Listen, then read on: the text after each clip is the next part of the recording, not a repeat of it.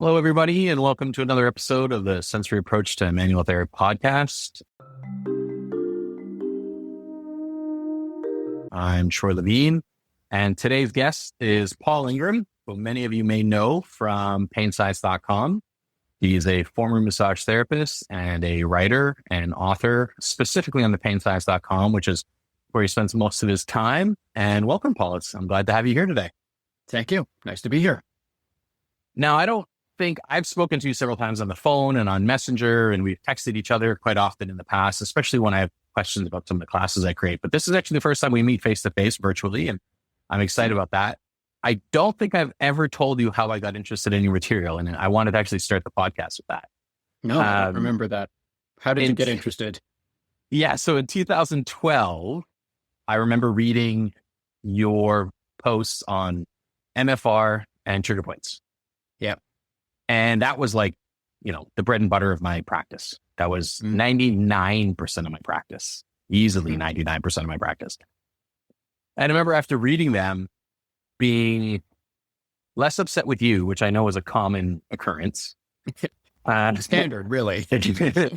But more upset with the profession and frustrated because I remember having this crisis of faith moment. And for my listeners who've listened to the podcast I did with Michael Ham, it's actually titled The Crisis of Faith because it was something that I remember having. And it was like, what have I been lying to my clients about? What have I been saying?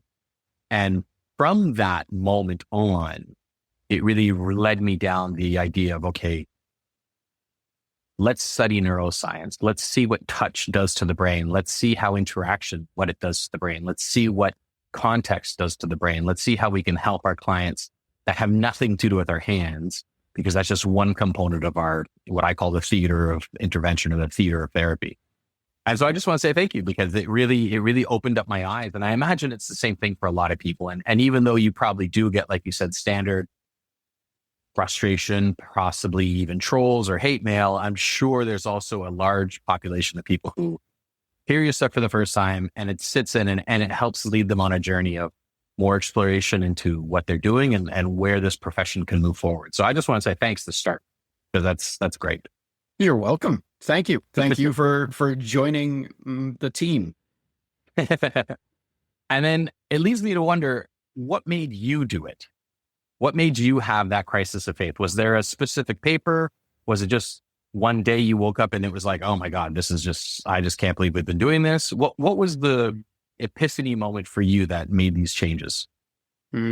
Criticizing overt quackery provoked such strong reactions, was so triggering for some people that I began to get curious about why. I started asking questions about everything precisely because I was being told to stop. They told me to stop criticizing, and so I just kept going and kept asking questions and kept looking at the subject matter from fresh angles, looking for the problems. So the attempt to silence me had exactly the opposite of the intended effect. Okay, well that's pretty great. Now, you were a massage therapist, and I know one of the biggest things that I know I get this question, and I'm not near as, I would say, informed, outspoken, or possibly even concrete in my thoughts. But I know I also still get people saying, well, how do you still do massage then if you're talking about it this way? How do you still, talk? Yeah. How do you still have a clinic and stuff like that? Yep. And I know you don't, but I could. You could, exactly. What is it that makes you still go, okay, we have this big body of evidence that shows that what manual therapy is not what we thought it was. It doesn't detoxify. It doesn't do XYZ. Our mechanical forces are not significant enough to do whatever result are. Especially a lot of the stuff that's still being taught, not only in baseline education, but especially even in continuing education. And yet you even talk about it in one of your posts, you still like massage. Yeah. So I still buy massage and I would still happily supply massage if it worked for me professionally to do so. So where in your brain, I mean, these two opposing forces, which at least they seem to be opposing forces. Yeah, it's an illusion. How do you reconcile them? how do you bring them together in a place where therapists who are sitting there and riling against what you said, you get to say, hey, look, no, just because this is true doesn't mean massage therapy isn't true as well. Yeah. Mm-hmm. Yeah. Massage feels fantastic. It's inherently pleasurable and relaxing. And there are good reasons for that don't have to have anything to do with the traditional explanations for why manual therapy works. We were just focused on the wrong thing. I was in my career. And actually, let me qualify that a little bit, because I am weirdly on the fence about trigger points. And my career was entirely based on doing trigger point therapy for 10 years. But I don't entirely regret entirely basing my career on trigger points. I think there is value in trigger point therapy as an experimental treatment, properly framed, humbly, with informed consent, with avoidance of the greatest risks, including the risk of wasting money. Properly framed, I've got no problem with doing trigger point therapy. But most of the value that I think I delivered to clients was coming from the therapeutic interaction, from the time that I spent with people, the curiosity that I showed, the compassion that I demonstrated, the pleasant sensory experience above all. We know that, in fact, the only truly evidence-based benefit of massage therapy, the only thing that we can say with confidence, we can point to and say, yes, that is definitely, essentially a proven benefit, is the reduction of anxiety and depression. And that's not a small thing. It's not. No, it's huge. I mean, think about how hard it is to treat anxiety and depression by any other means. I mean, having any impact on it all is fantastic. And if you look at like pharmacologically, the impact financially of anxiety and medication. And I mean, I know in some countries, like when I used to live in the US, if somebody said, oh, I was getting burnt out, it was like, well, tough luck, go to work anyways. Now here in Quebec, we say épuisement in French and we say burnout, and people get burnt out, and it's accepted that your organization is going to allow you to take time. It starts with a minimum of 3 weeks, and it can go much further than that, but it's become part of the culture to say, hey, we understand that's part of it. And you think anxiety, depression, mental health issues, like that is impactful to say the least. So if it can't do anything else and it only does that, that's already an incredible imprint. Yes, even if that was literally the only benefit, it would still be arguably superior to talk therapy.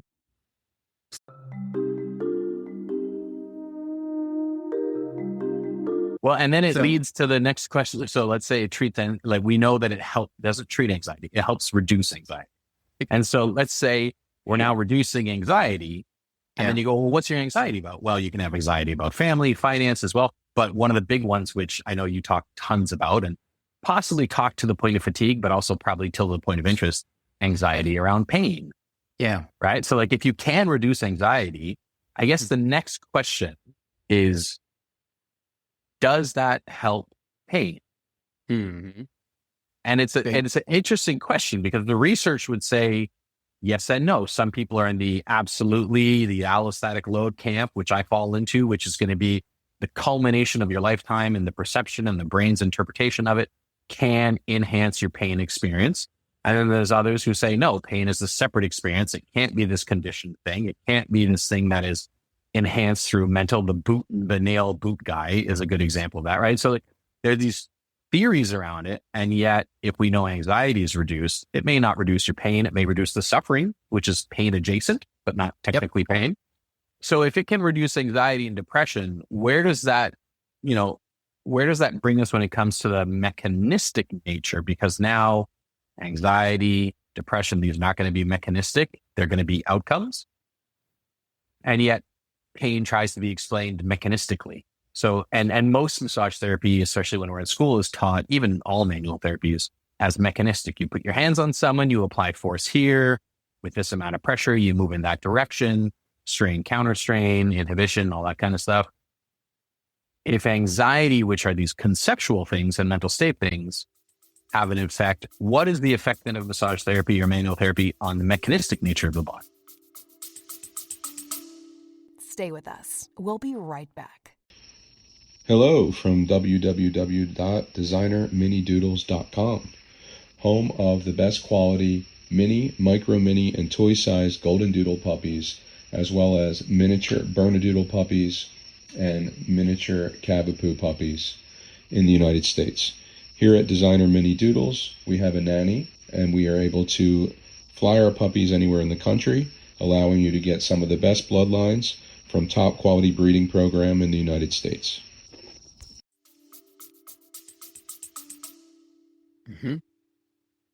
Via the reduction of anxiety. Via the reduction in anxiety, which is a good starting point, because then it's a conversation which is theoretical or philosophical in nature. It's not going to be proven. It's going to be, well, maybe these are the outcomes. And then the other part of that question would be, no, the actual impact of your hands on the body, which is a harder one for us, I think, to answer of what it does, easy to answer what it doesn't do. Mm-hmm. Yeah. I mean, I still hold some hope with regards to trigger point therapy, that there is an effect there. And the reason we haven't got the evidence is not necessarily because of the absence of an effect, but simply an absence of the evidence. That's fairly common in alternative medicine. We often don't have enough of the right kind of research to answer a question properly, which allows quacks to keep making claims, but also allows legitimate hope to be sustained up to a point. So I hold out some hope. I have some optimism remaining for some of the possible effects of actually putting your hands on someone's tissues, but not a lot. I mostly assume that the experience of massage and what's good about it is about having a fascinating sensory experience, that all of the mechanisms are neurological. Whether reduction in anxiety reduces pain, and we can dive in, we can and probably will dive into more detail on any of these points. I'm trying to sort of get some highlights in here. It seems very clear to me that we don't have the evidence to say what the effect of anxiety on pain is. I think it's extremely clear that anxiety can go down and pain can go on. Anxiety can leave and pain can stay. I've seen it. I've experienced it. There's definitely nothing magic about reducing anxiety. It doesn't suddenly make pain go away. But that doesn't mean there's no effect. And it doesn't mean there can't be a profound effect in some cases. But we're definitely lacking the evidence. And evidence of absence is piling up. There are more and more clues in the evidence that simply reducing the perception of threat or anxiety or fear or fear avoidance doesn't do it.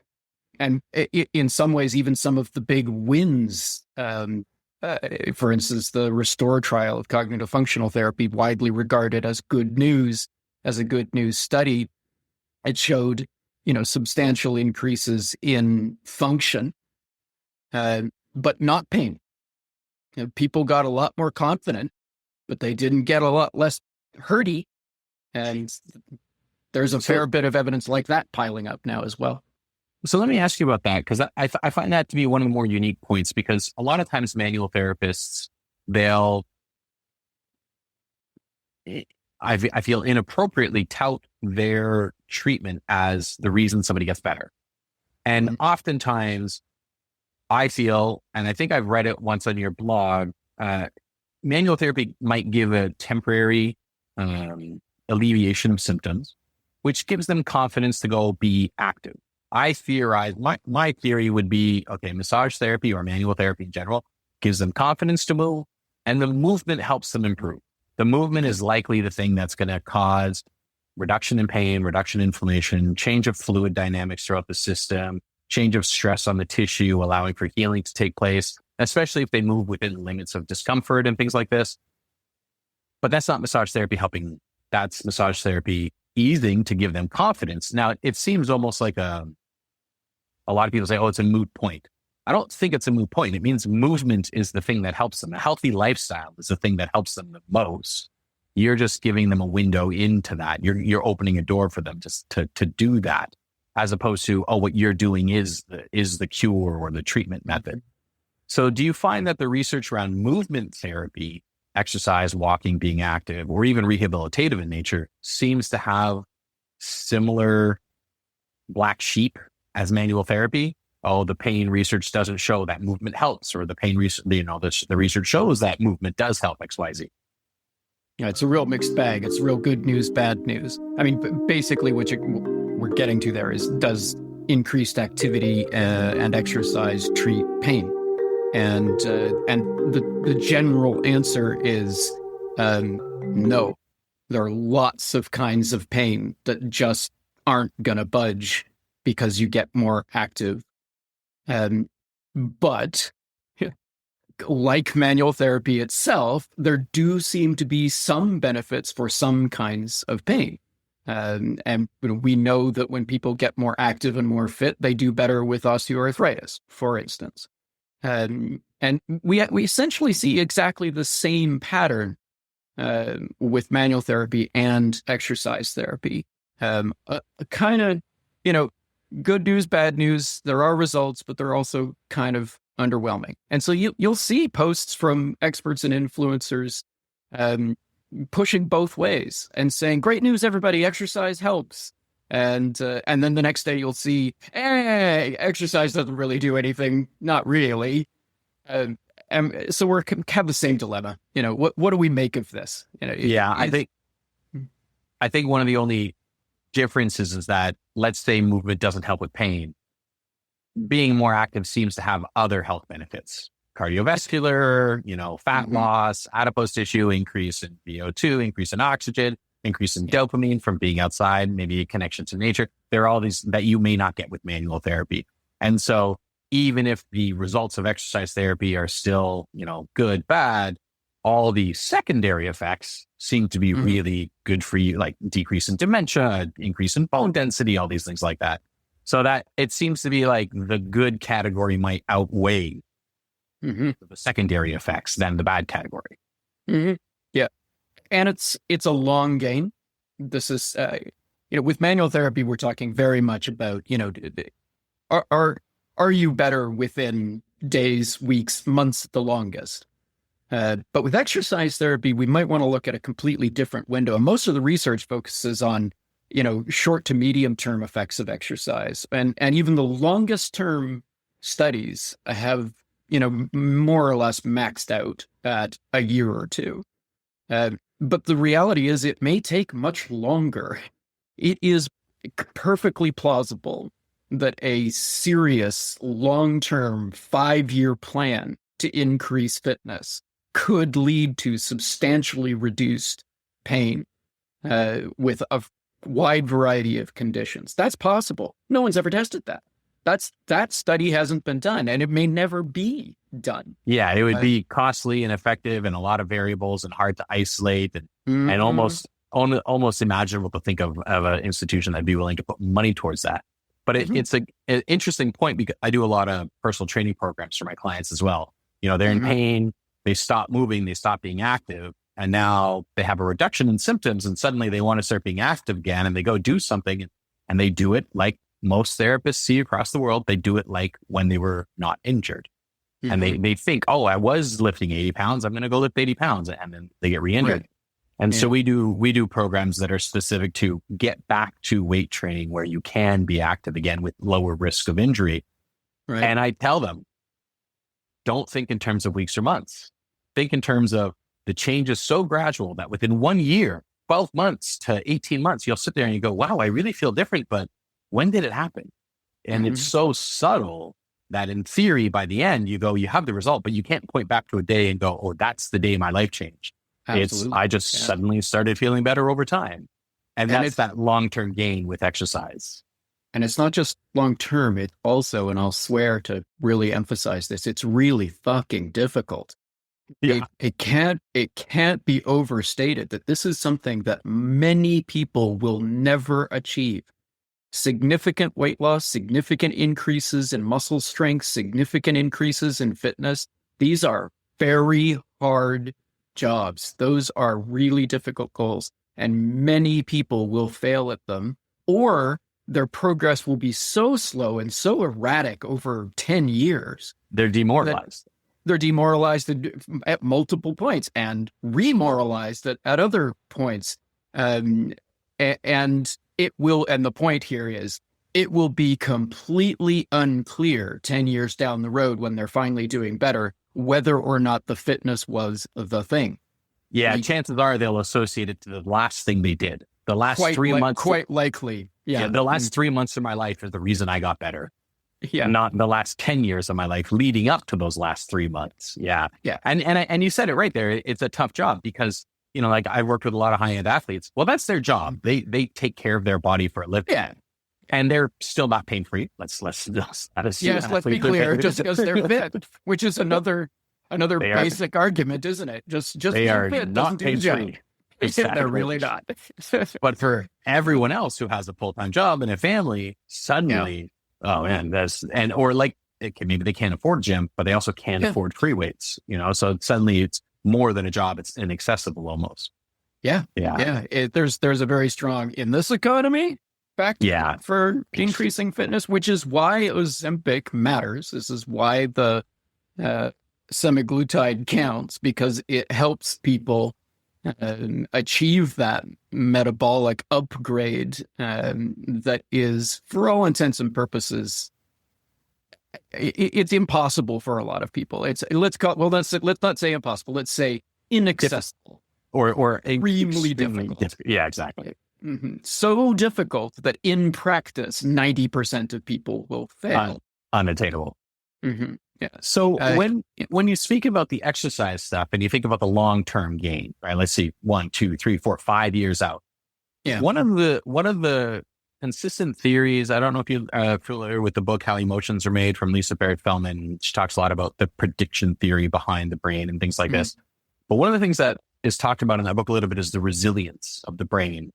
And it's one of the common things that is more hypothesized than exercise theory, which is you're enhancing resilience. And as your resilience increases, in theory, be it pain threshold changes, because perhaps you're more resilient to it. It's one of those leaps in logic kind of thing. It's not a direct this, therefore that. It's a leap in logic. But even if it wasn't just related to pain, let's say it's related to mental state, let's say it's related to energy balance, let's say it's related to motivation throughout the day, that long-term gain, is it possible that resilience is the thing that might be changing the most, the habit-forming behavior of consistently pushing your boundaries, consistently pushing your limit to get up and be active, to eat healthy, to change your lifestyle over time? And that experience is what's allowing the brain to say, okay, focus so much on this resilience or this resistance or this effort that is it just being distracted away from the other experiences of discomfort? It's more a philosophical question. It's definitely not a study or anything. It's more, is that possibly something that's happening in the brain? Because a lot of my theories are just theories and they're theories only. And I wonder if resilience might be the result behind exercise change. Yeah, I mean, it's possible. It's plausible. I've got no problem with the idea out of the box, but I also immediately see some problems with it. Having a toe in the world of chronic illness, I'm well aware of how many people are extraordinarily disciplined and yet nevertheless struck down. And the world of chronic illness is full of stories of people who were highly resilient, highly motivated, very functional people without really the slightest indication that they might be susceptible to illness as a character flaw. A character flaw. That is the right word. Well, I mean, it sounds ridiculous when I put it that way, but that's sort of deliberate. But that's exactly how it does get framed.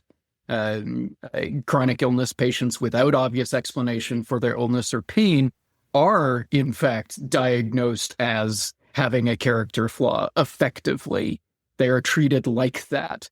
And so to circle back to your question, it's pretty clear to me that people can be highly resilient and yet continue to have pain, just like they can get a lot of great manual therapy, just like they can do a lot of fitness. Resilience is manifestly evident in lots of patients with ongoing serious health issues. But that doesn't mean it's impossible that it is the mechanism by which fitness does good over time. It could be very hard to study, though, I imagine. And I think you're getting to a point that I've often wondered, and I'd love your insight on this. When we're talking about chronic pain, so let's say somebody has I had my ACL redone in 2007, and I had both my meniscus root. I still run. I ran a half marathon this summer. I'm bone on bone, and I had a flare up in the fall, and I've had knee pain for 20 years. Technically, what you would call chronic pain.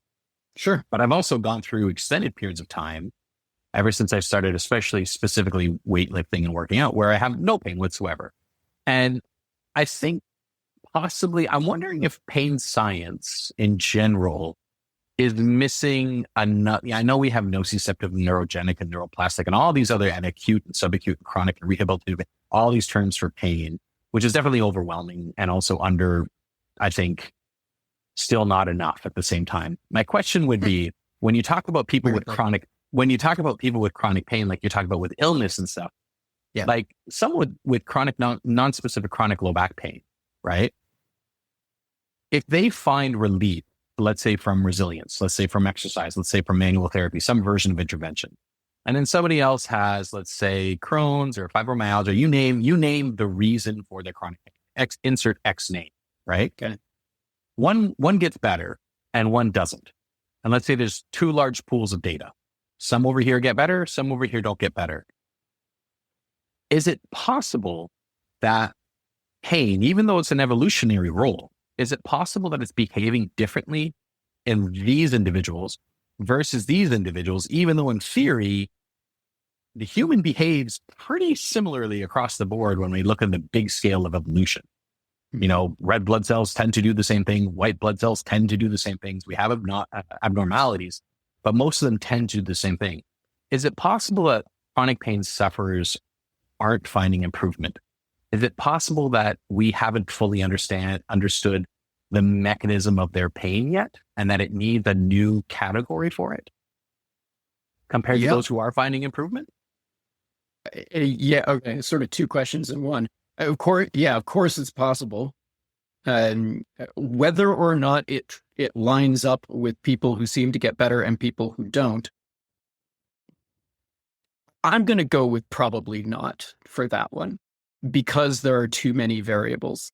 And I think biology is destiny, and there are lots of hidden biological and pathological variables that determine whether or not we get sick and whether or not we get better, most of which are unmodifiable, out of our control, and more to my point, out of our awareness. We have no idea why it comes and goes in most cases, I suspect. And you spoke of your pain coming and going over the years. Sometimes you have fairly long periods of remission. I think you are associating those with periods when you were more active at the gym. Yeah, usually they're more related to my leg being strong. Let me give you a counterexample. My father is a veteran. He was shot and his femur was shattered by a bullet, just bone chips from knee to hip. And he has had many complications over decades from that, including severe osteoarthritis of the knee. He goes into periods of remission for a year or two at a time. He's had, over the last 15 years, he's had about, 5 good long patches, relatively pain-free. And every time he flares up, he kind of panics and he thinks, that's it. It's never going to get better. And I remind him, no, it comes and goes. And he's baffled by that. Why would it come and go? Like, why wouldn't it just get worse and worse and worse? And or why would it just get better and better and better? Or that, right? It's my general answer to that is that I think mostly pain rises and falls with the tide of metabolic changes that are just as complex as the movements of the oceans, that predictable in aggregate vaguely, but any given day, who knows what you're going to get out there. And so that's, he's never been to the gym, but his pain too comes and goes. Yeah. And so I think it's conceivable, but I don't think there's much hope that we're going to line up people who seem to get better with one identifiable biological factor or pattern. Well, and you actually almost just actually contradicted with the last thing you just said, which is metabolic. Like that would be one thing. It's just, it's one big thing. Like interoception essentially is one really big animal. And so it's like, is it these markers? Is it these proteins? Is it these molecules? Is it this behavior? Is it these hormones and flare up? It's almost too large of a component to count, but it is also one thing, which is essentially you as a human. Yeah, it's a real mixed bag. It's real good news, bad news. I mean, basically what we're getting to there is, does increased activity and exercise treat pain? And the general answer is no. There are lots of kinds of pain that just aren't going to budge because you get more active. But like manual therapy itself, there do seem to be some benefits for some kinds of pain. Which kind of brings me back to something you spoke about earlier, which again, like you said, we're probably going to go into it a little bit more, which was the therapeutic alliance. Like if it is just one person, and interoception is this internal experience with the metabolism and all these other things, but impacted by the external world. Like if I see a bear, I have cortisol spike, I have adrenaline spikes, right? So my interoception is definitely affected by the exterior world. But if I also walk into a massage room and I smell lavender and I hear music that makes me think of a relaxing massage, I may also have an opposite effect. I was just going to say, I hate lavender. Exactly, right? For me, it's patchouli. Like, no way, man. It doesn't do it at all. Lavender, I don't mind, but I also lived in the south of France and it makes me think of all of those beautiful moments. So the question then would be, if the metabolic behavior, the neuroimmunology, the metabolism, the hormones, my wife is going through perimenopause. I know you recently had a post about that. Like all those internal factors that are playing into it. Should the theater of therapy not be trying to, instead of putting my money into spending education, professional development on what I can do with my hands, the next modality, should I not then be spending it on every magician's trick in the book to make that therapeutic alliance better? Make that charisma the most powerful thing in the room. And if it means rock and roll or a yellow wall or a rainbow colored art to allow everybody to feel safe because it's a safe space, does it mean I need windows and plants? Like, should I not be therefore spending my money on the therapeutic alliance because that could affect their interoception behavior? Yes. Fair enough. There you go. Care to elaborate? Any idea, any insights on that? Yeah, I mean, I think that's the game. I think the term therapy theater, has a bit of a stigma, a bit of a stink on it, because it essentially comes out of critical analysis and skepticism. The implication being is that the theater or the therapy is just theater. But in the same way that there's nothing just about reducing anxiety and depression, there's also nothing just about an ethical theatrical, a non-deceptive theatrical experience. Now, maybe this is very tricky and weird. It gets, there's some fun ethical questions in here. We go to the literal theater to be entertained by a story that is a lie. It didn't really happen. Even if it's a fiction. Right. but we love stories and are deeply moved by them. I was watching Taskmaster New Zealand last night with my wife, and there's a contestant on season 5 who's an autistic lady with a PhD in theater studies. And my wife says, a PhD in theater studies? What's that? And I've got a background in theater. Means she did a lot of plays. I could only respond, with a nerdy, actually, theater matters. Theater's, telling stories is a really important part of life. There's a lot there. There's a very rich history to storytelling, and it merges with healthcare. Stories are important in healthcare. We talk, again, kind of coming at it from the skeptical angle.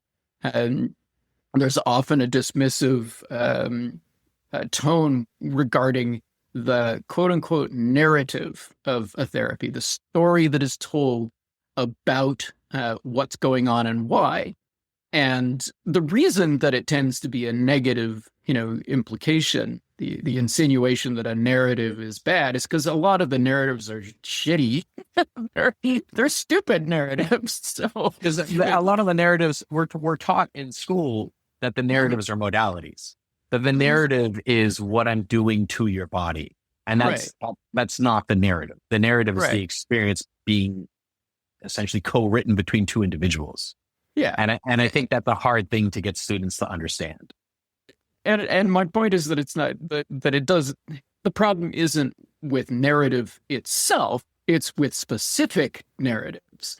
In the same way that there's, you don't go to a bad movie and say, "Well, all movies suck," because that one was bad, or because every movie I've seen for the last 6 months has been bad. Therefore, all of cinema must be terrible. There is such a thing as a good narrative. And there are good ways to create therapy theater and ethical ways to do it. And for me, baseline is do whatever you like as long as you're honest, and as long as the person has a pleasant experience. If they have that's the bedrock. If there's nothing else, if there's no other benefit, they can still walk away and say, well, at least it was a nice hour.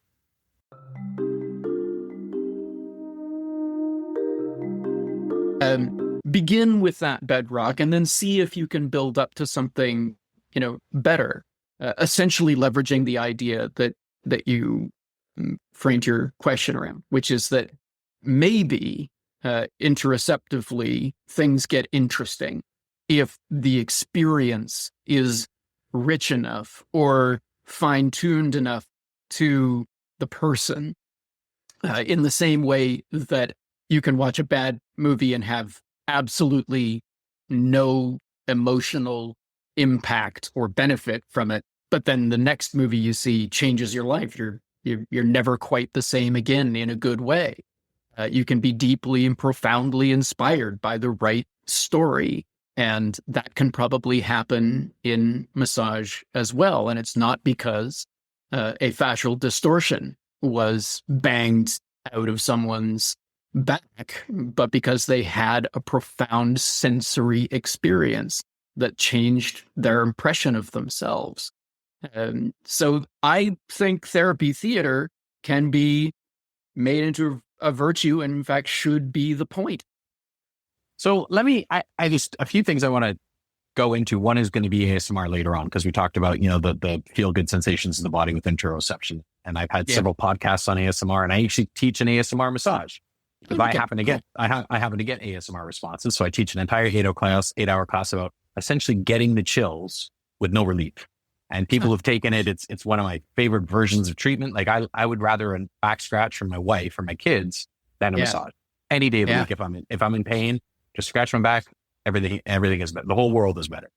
Great. But going to the narrative of the stories, using some of the examples you use, which I understand are just, on the spot. So it's not a fully refined theory, but let's say it's a horror film. I hate horror films. I love suspense. I love thrillers, comedies. Taskmaster is one of my favorite shows.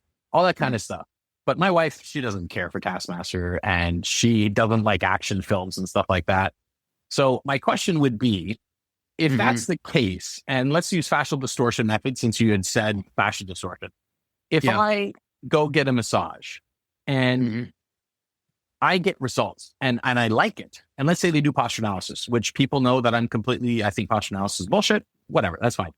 So if I go get a massage for the first time, or chiropractic or PT or any version of manual therapy, I'm going to use manual therapy from now on interchangeably with all those terms. And I get posture analysis and I like that story. Yep. It's the type of story I like to hear. It's the John Wick. It's the story I like. And I walk away going, I enjoyed it. Yep. Does that mean it was bad? Is that good theater? Is that good theater? Is telling people what they want to hear good theater? It's a good to me. It's a good question because when it comes to research, no, not at all, not at all. But I'm also a clinician. Yeah. I'm not only interested in research. I'm interested in outcome. Yep. Now, if I give them the story of the posture and they walk out going, "Hey, I felt better," does the ends justify? Did they walk out going, "That's a story I relate to"? And it's a philosophical, again, it's that ethical question of, does the ends justify the means? Even if you're upfront and honest, the whole idea of, open label or not. If I'd say to them, "Hey, by the way, I don't know if the research behind posture is really validated. Theories are that it doesn't do what it says it does, but we're going to go ahead and do a posture analysis on you anyways." I'm telling them, and I don't think it's real, and then I do it anyways. I tell them I don't think I can find a trigger point because I don't think I can, and yet I go ahead and I do something similar to trigger point therapy. I don't think myofascia can be stretched by mechanical forces, and yet I'm going to go ahead and do some version of that because it elicits a sensation in the brain. If the client or patient latches onto the story and they enjoy it, who am I as a therapist to say, my story is not good for you, or you don't like the story, or here's a different story, one that you may not like as much? Does the outcome not justify it? Yeah. This is going to a very clear place ethically. It's unavoidable. We're going to end up asking whether or not placebo is ethical. Oh, we can talk about that. I teach a class on placebos. I know how you feel about placebos. I know how I feel about placebos. And absolutely, I agree. Yeah. It's just, even if, let's say it's not even a placebo, let's say it has to do with anxiety and depression, which why they get better, sure, mechanism, possibly placebo. Outcome, not placebo. We see that it seems to help. So even if we're thinking placebo, open label or not, doesn't really matter. It's more, if the story is something that they enjoyed, who am I to say, "Oh, you don't like, you didn't like the Marvel movies, you like DC more," right? Who am I to say that? I mean, that you can ask exactly the same question about much more specific medical interventions. And that's why I say this is, inevitably going to end up at the placebo question, whether or not placebos are ethical, because you can frame that question that you just asked me exactly the same way about medicines. And the doctor says to the patient, "Well, we're going to give you what you want, whether it's right for you or not, because that's the story you want to hear." And I think we have pretty good reasons not to practice medicine that way. And therefore, I think we have pretty good reasons not to practice therapy theater that way. There's a gray zone. There's a big old gray zone between overtly, delivering a narrative that you essentially know is bullshit, but you're doing it because you think it will evoke a response in someone, and that response may be valuable, may be potent. So at one extreme, you've got that, where the clinician knows full well that they are basically lying. Yeah. And at the other extreme, you've got completely earnest, well-intentioned, I sincerely believe that this story makes sense, and may also work for you. And it comes to a tricky point, because if a patient goes to see the therapist who says quite clearly, I don't think this works. Yeah. And the client doesn't get better. And then they go see another therapist, as most will do. And then someone says, I do think it works. And they get better. And yet the research says it doesn't work. But they got better because they liked that story.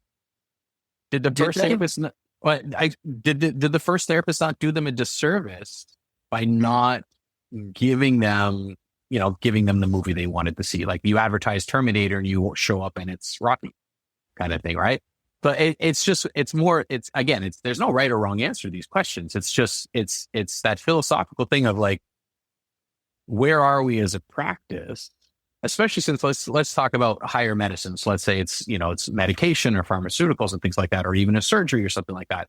I think the answer in more modern medicine, it's the area of gray is smaller, because the risk reward is so much higher in the risk category. If I cut you open and take this thing out of you, or I give you this medicine that's going to fuck with your metabolism or your interoception, outcomes could be quite severe. Higher stakes, yeah. If I massage you wrong, so you wasted your money. Okay, for some people, that is significant. Socioeconomic status is a thing. That's a big deal. But for most people, it's not the end of the world. I'm not saying it isn't the end of the world for some. I'm saying for most people, they go, oh, it didn't take. Kind of thing, right? So it's one of those things where the shade of gray is bigger because the risk reward is less intense in the manual therapy profession.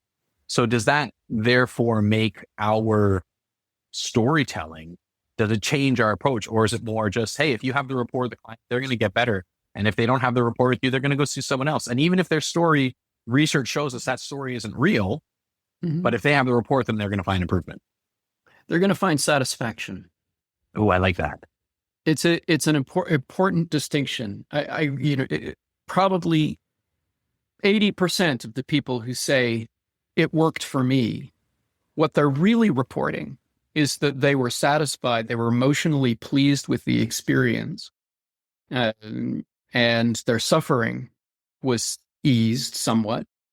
But the problem wasn't actually solved, or it regressed to the mean, and the therapy got the credit. So the majority of cases where people are satisfied because they were told what they wanted to hear, because the therapy theater suited their personality, suited their character, suited their ideological prejudices, whatever. Right. Remember that, some, if you've got a white nationalist on your table, the ideal therapy theater for them might involve saying terrible things about people of color. And that patient might be satisfied, and they might then go on to say, oh yeah, that racist therapist really helped me. There's the quote in the title for the podcast right there. But it doesn't necessarily mean that they were helped. And one of the earliest skeptical observations of my career is that I would guess that it was actually one of my first 2 or 3 cognitive dissonances. One of the very earliest signs that something was amiss, that there was something more going on that I didn't understand and I wanted to dig into. And that was how frequently people would say, oh yeah, my other guy does amazing work, amazing, miraculous, but I still really need help. For me, it's one of the ones I hear all the time. Like, if you keep spending your money on the same thing and the treatment's the same and the results are the same, didn't Mark Twain say that's insanity? Like, what? Why are you? Oh yeah, I've been seeing them for 10 years and I love it, but I'm not getting better.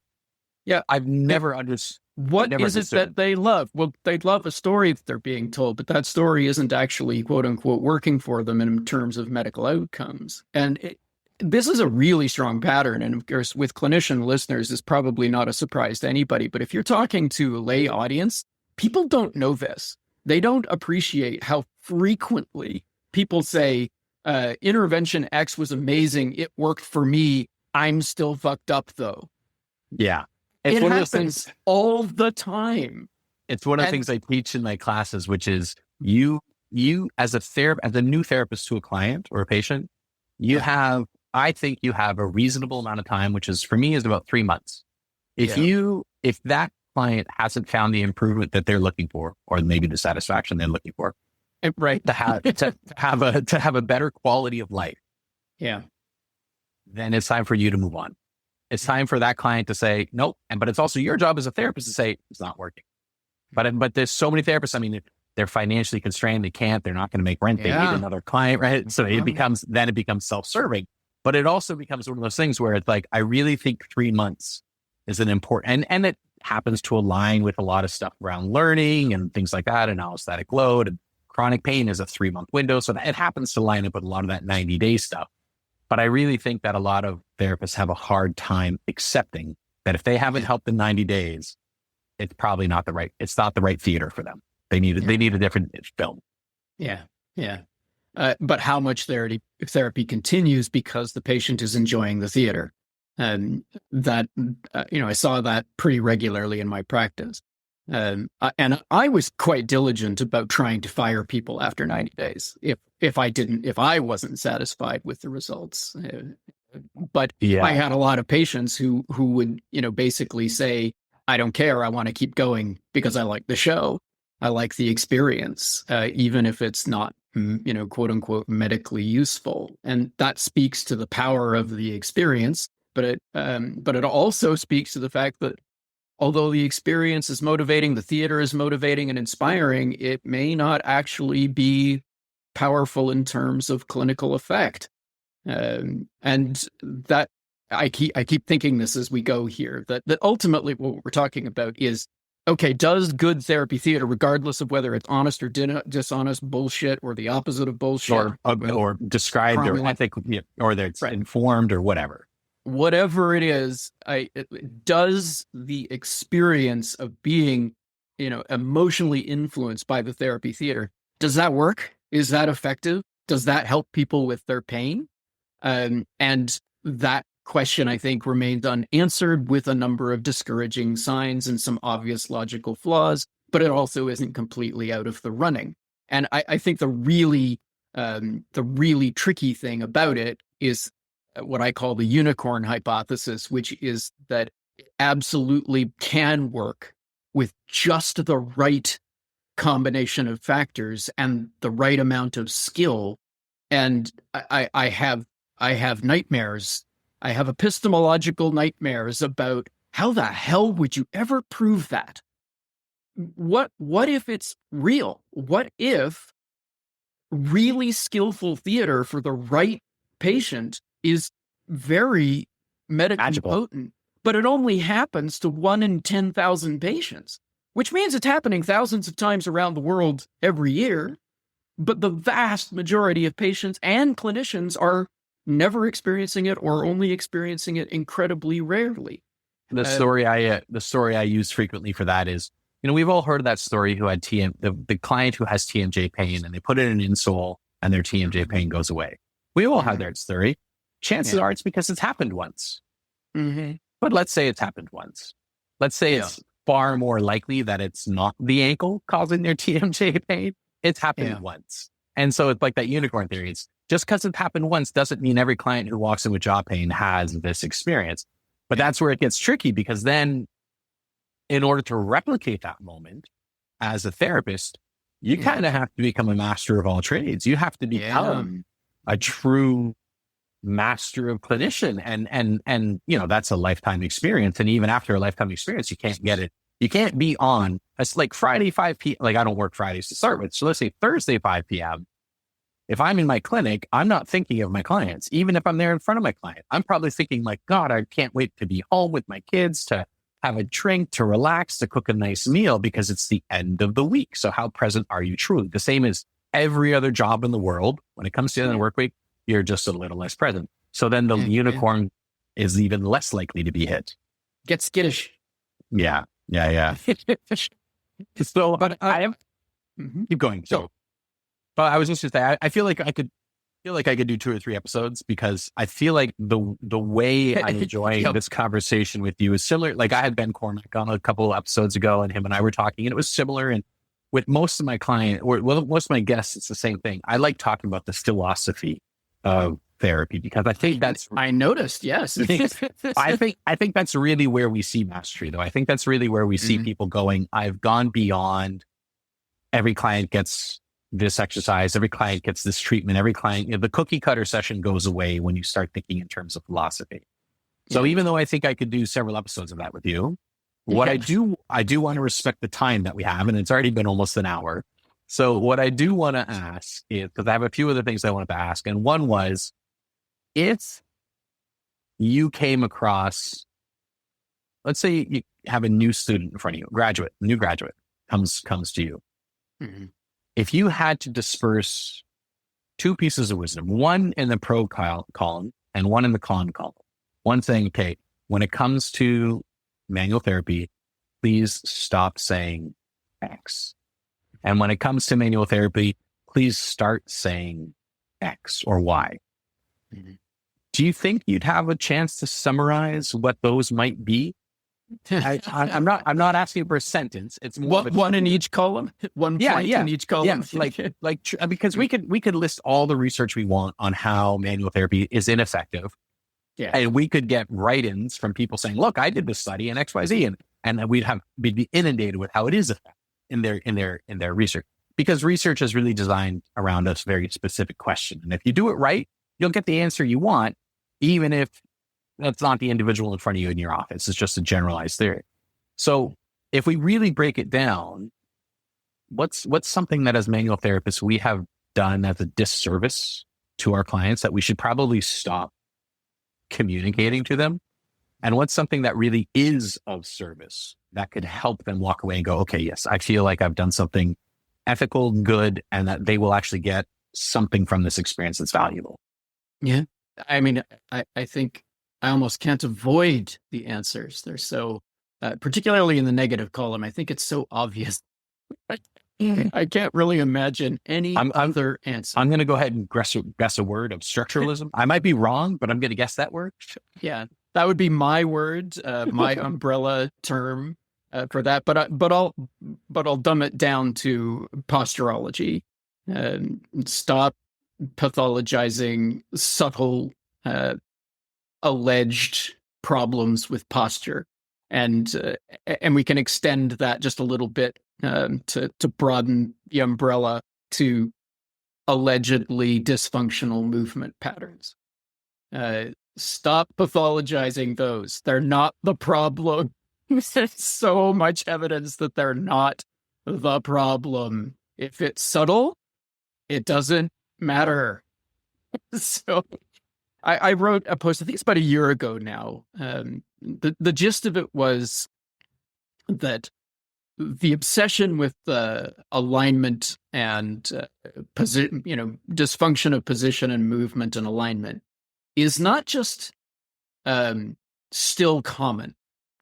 It's not just a powerful theme in manual therapy. It is completely and utterly dominant to this day, despite 30 years of research saying, guys, there could be a problem with this.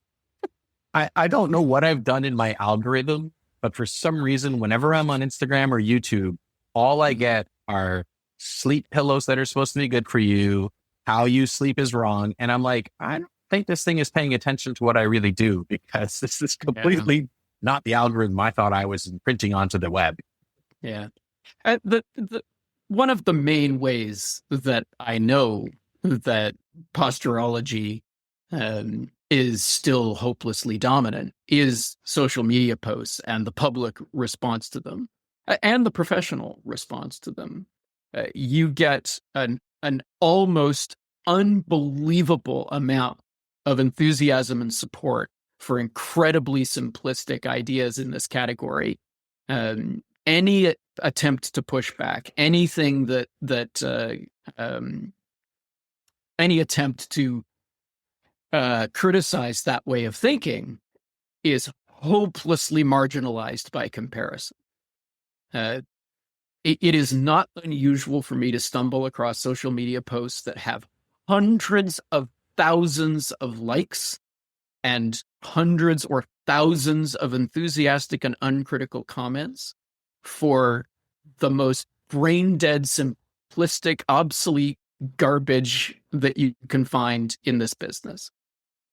So it's crazy how strong it still is. And I like how you're avoiding the words red light therapy, cold therapy. I like how you're avoiding the words of all the things, but we all know what they are.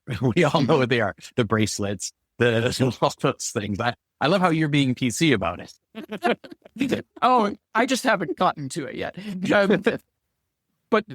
But the obsession with alignment is the top of the list. If there was one thing that I could tell a new graduate to please avoid, please consider not contributing to that paradigm, not extending it for another generation, that would be the number one. The positive alternative in the other column is much less obvious, much harder, and I risk simply repeating myself and saying that I think that the sensory experience is the thing.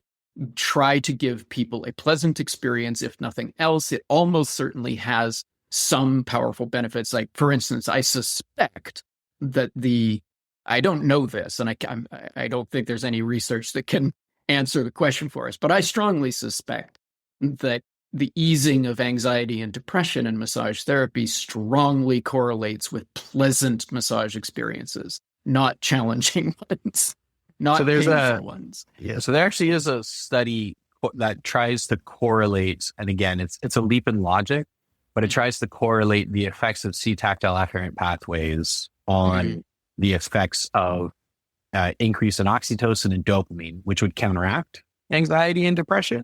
But it doesn't necessarily mean that that's the reason, but it is one of the theories. And it's, C-tactile afferent pathways, they're affected very much in a massage session. And so it's a small study, but it's one of those things that might lead down that pathway of possible mechanism. But again, my friend Justin Solis and Matt Gavi and Anna Rickenbaugh, they all say the same thing. Massage works. Like when you really boil it down, the mechanism, we probably don't know. And will we ever? There's a lot of variables. But does it work? Yeah, we see it works.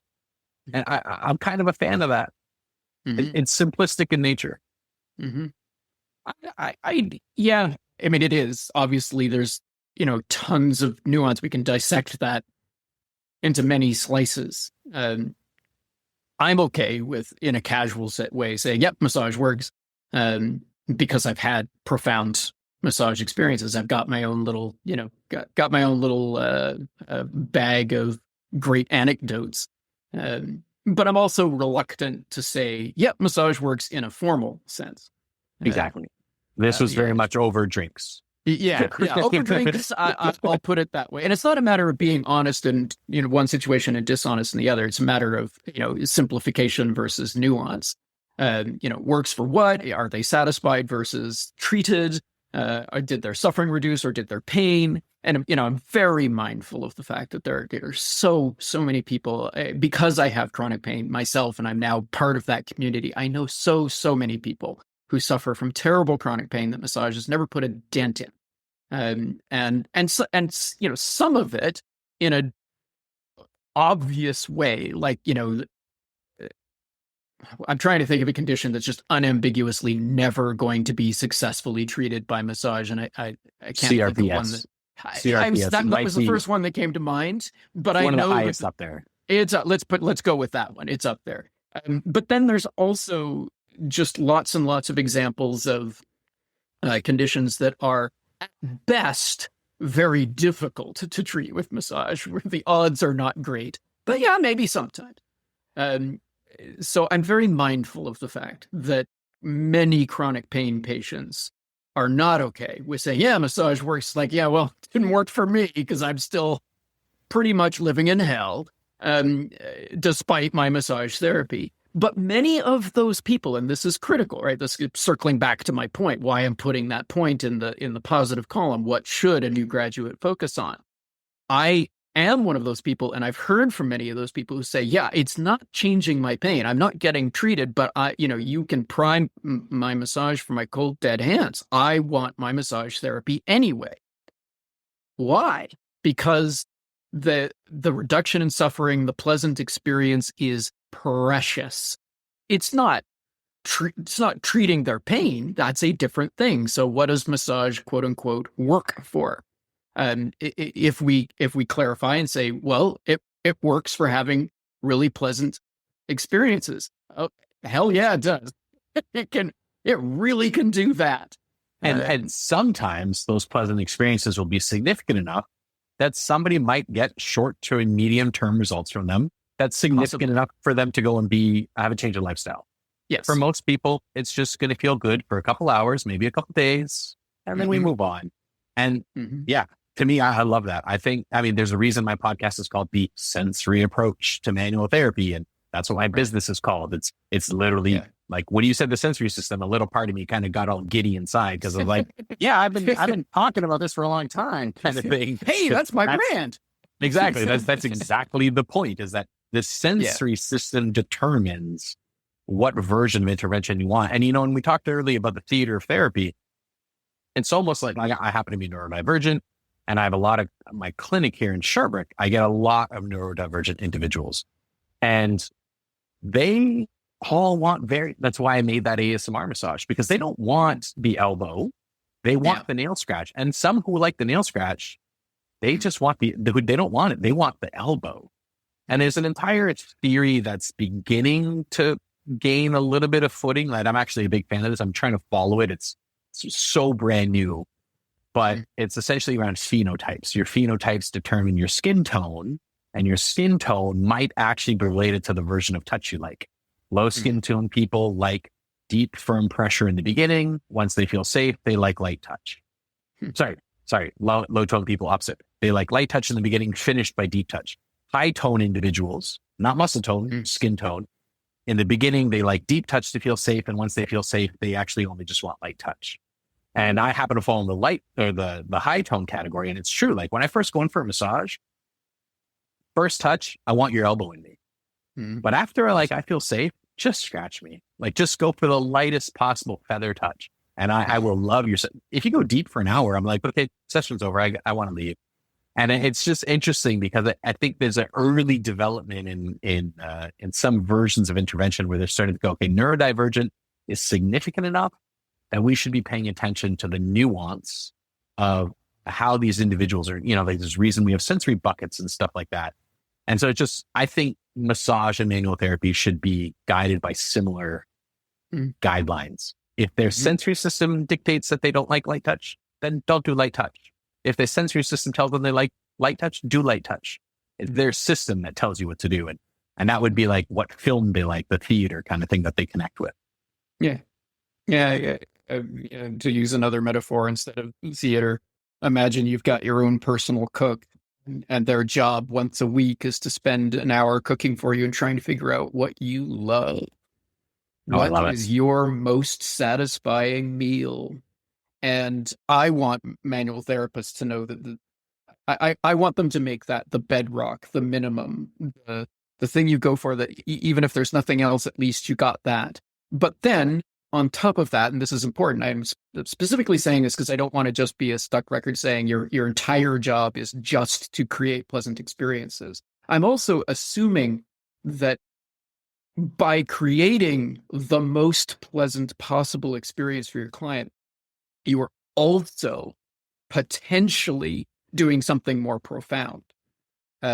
If there's any potential for an effect on pain or other important medical outcomes, that's where it lives. If there's potential for it, that's where it lives. Now, you could come back at me and say, actually, certain medical outcomes might never be achievable without an unpleasant intervention.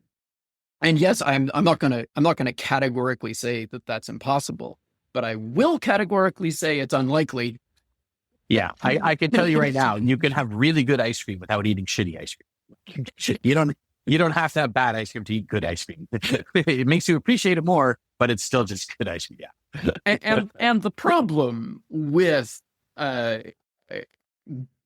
gambling on unpleasant sensory experiences in manual therapy containing some magic therapeutic ingredient is that your client gets nothing but a bad experience if you're wrong. The problem is that you're gambling, and it's not a very safe bet. And what I see from the clinicians who are the most gung-ho about gotta break some eggs to make an omelet treatments is that the ego and the ideology is intense generally. They're true believers, they're faith-based, basically they don't have what I would consider to be a good idea about what works and why. And so I think that most things in that category are low. They are bad gambles. Not necessarily impossible, but not a safe bet in general. Yeah. And it's hard too, because our profession is really broken into, I mean, there was a post, Julia Honorio put up a post yesterday where she had essentially typed into AI, and, she put all these really good, delineations around the answer, but it was essentially, can you talk to us about what the problems in the current massage therapy profession are? And one of them was, it's essentially broken. There's a bunch of this going around right now, by the way. Yeah. Well, a lot of people asking AI to summarize the problems with their professions seems to be a bit of a trend. Mm-hmm. And one of the ones that she put up that I liked was that it's broken into essentially two fields. One, which is the spa profession, and one is the medical or therapeutic or however else you want to term it. And it becomes complicated because someone who wants to do, like, if you're looking for that sensory input, you can get it in both camps. But if you're doing the spa style environment, you're gearing the entire session specifically to patient satisfaction around the sensory system, through visual, through auditory, through sound, through everything about that experience is geared towards that. Now, it may not be the right one, but at least they're trying. At least that's the intent. And when you go down the therapeutic route, you're almost like, I don't, because I only do therapeutic care, and because my podcast is called The Sensory Approach to Radiotherapy, I primarily focus on sensory input in my clinic. Mm-hmm. But I feel like most is not that. Most they try to avoid the sensory impact, and they say, barring your sensory system, we're going to do X, Y, Z. Yep. And it almost seems asinine in nature, and it seems to be one of the complicated. Yeah. It seems to be one of the complications we have in the profession, because the people pushing in our profession for more respect, more accreditation, more recognition is by far that therapeutic branch. And yet they seem to be the ones ignoring the fundamental value of what touch therapy could be.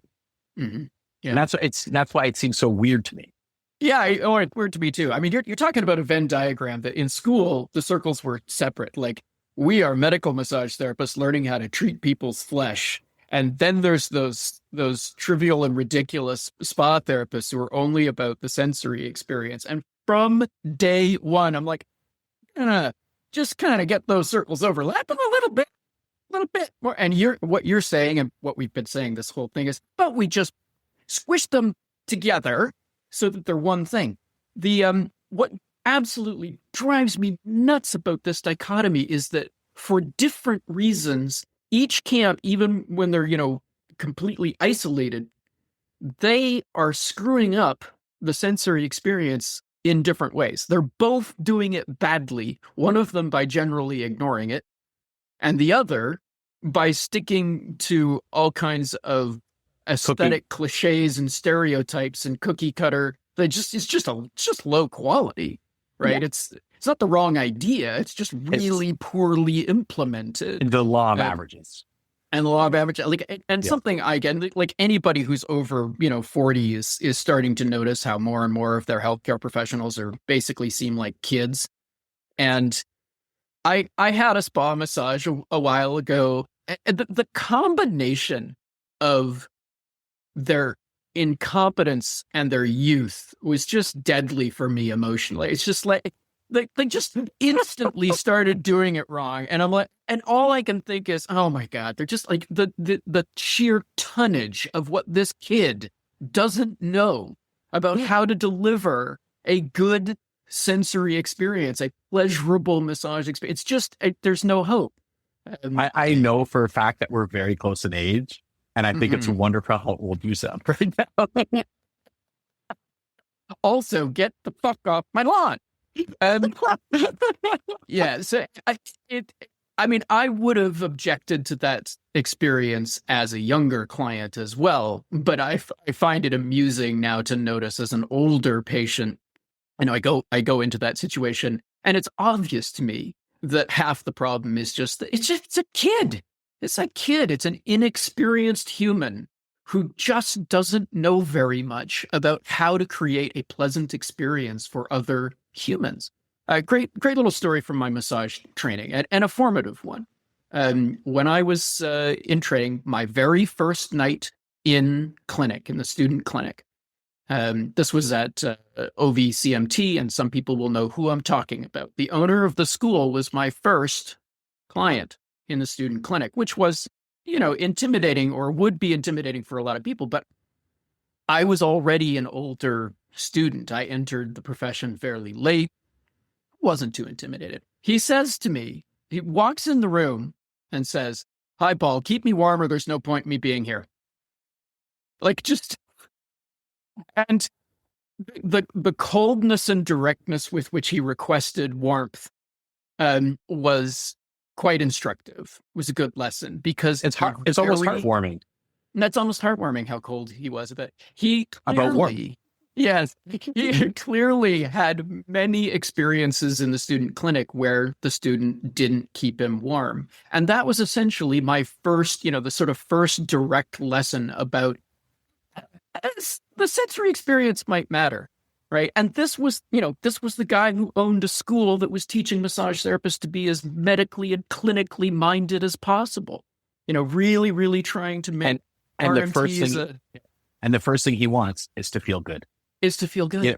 It doesn't matter if I have a school on. First thing he wants, I just want to feel good. Don't really care what else you do. Just keep me warm, for God's sakes. Yeah. See, I'm the don't opposite. give me a bad sensory experience. My therapist knows that, like, before I get on the table, she has, if she's had someone on the table before me and the table heater's been on, she's got to take that thing off because it's too warm for me. Like, I cannot stand a hot massage. I feel gross. Oh yeah. Oh, if you feel like you're getting sweaty when someone is rubbing you, or too oily of a session. Oh my God. And again, you say, like, some young therapist, like, there's no way out of being a young therapist. Time and experience is the only thing. Like, you just hands-on bodies eventually makes you better at understanding the sensory system. There's really no way to avoid that aside from asking them. And I think that's something I have a series of classes called Creating Empathetic Touch, and it's 16 hours in total. And one of the classes is 4 hours, and it's called Touch is Communication. Touch is the communication tool. And it's like, a lot of that is around, hey, does this feel good? Does this, your first couple sessions should be pretty question filled, not to the point of annoyance, but definitely to the point of what touch do you like? And knowing that on their feet, it might be a different touch than on their face. And accordingly, Yeah, you don't want your personal chef leaning over your shoulder and asking how each bite is. How was that bite? Was that good? How about that? Getting to a consensus about what works for someone is an art in itself. There's the thing, but there's also figuring out the thing. They're both an art. It takes a lot of social skill, and this is why I've started to avoid young therapists, because they don't have that art, and I know that they're not going to get there, or not without a lot of hand holding, and I don't really want to pay your next $1.50 a minute for that. Your next hate mails are going to be about ageism. You know that. Well, awesome, Paul. I really had a great, I feel like I could do this once a month with you or something like that. I really enjoyed today. I really appreciate it. And before we go, do you want to talk a little bit about your stuff, so that if anybody, most of my listeners will know who you are, because I've mentioned your name in many of my other podcasts, but if they don't, do you want to talk a little bit about your stuff? Yeah, sure. I make my living doing this stuff. So at some point, it makes sense. It's wise for me to switch my focus from the subject matter to actually promoting my stuff. I sell books, and I sell a membership program on painscience.com. It's an amazing thing that people pay me to criticize them. That's my insane business plan. I never thought of it that way, but that is absolutely what you do. It is a bizarre business, and it's bizarre that I managed to keep this plate spinning. The idea is, the value proposition for the right customer is that I sell nerdy deep dives into this subject matter. If you're curious and enthusiastic about how all this stuff works, well, I got a busy mind and busy hands on the keyboard, and I write about it a lot, and I give away some of my best content to my members only. But the weird dark side of it is that I pretty routinely challenge the beliefs of my core audience. And it is not uncommon for me to lose money when I publish a post. So, I love how lately you've been talking about how you're not completely opposed to trigger points, because for people who have read your trigger point posts, they would assume you are completely opposed to that. Let me clarify that, actually, because this is kind of a fascinating phenomenon, and it's exactly what I mean. And it's, and this would be, this is a selling point, right? This is why you should buy my stuff. It's a unique perspective. I am a fence sitter on trigger points, and my most prominent article on this topic consistently gets interpreted by both teams as their own. That whoever's reading it thinks that I'm championing their side. So anti-trigger point skeptics read what I have to say, and they're like, they are banging the table with enthusiasm. This is fantastic. And then people who like trigger point therapy read my stuff and are like, see, this is a sensible approach to the topic. It's fascinating to me how many times over the years, this, by the way, is rare. Most of what I write is polarizing, and I get hate mail about it from both sides. But for whatever reason, specifically that trigger point article, which, by the way, if you want to Google it, it's called Trigger Point Doubts. That article specifically seems to get love mail from both sides. And you need to write more of those just for your own self-soothing at night. Funny you should say that. I try to, I'm trying to learn from the why does it work with this article? But the point is that that's thanks to nuance. That's thanks to a very, very detailed, nuanced, honest attempt to understand the subject without banging the drum for team skeptic or team quack. It's because I think it's basically because I put so much work into actually trying to understand and communicate the subject matter. And it works. Anyway, so I sell books and I sell memberships at painscience.com. And I do not have a ton of customers. 99% of massage therapists will probably never be members. But boy, the 1% special club, awesome people. And I will say, for those of you who do decide to read some of his stuff, bear with it. The first time you read an article, you'll walk away riling against him, or you'll rile against yourself. One of the two. You'll think you've been lying, or you think he's been lying. But read deeper, read more, and in the end, you'll come to a place of a really clear understanding of a larger picture of what we're trying to do, which is, Paul's been doing this for a long time. I've only been doing it 8 years, and there's a growing group, I should say, of clinicians and authors and influencers who are trying to help answer the question of not necessarily what's going on in the body, because that answer may be a little harder to answer, but more, is it working and is it worth it? And if it is worth it, how do we make it the most effective?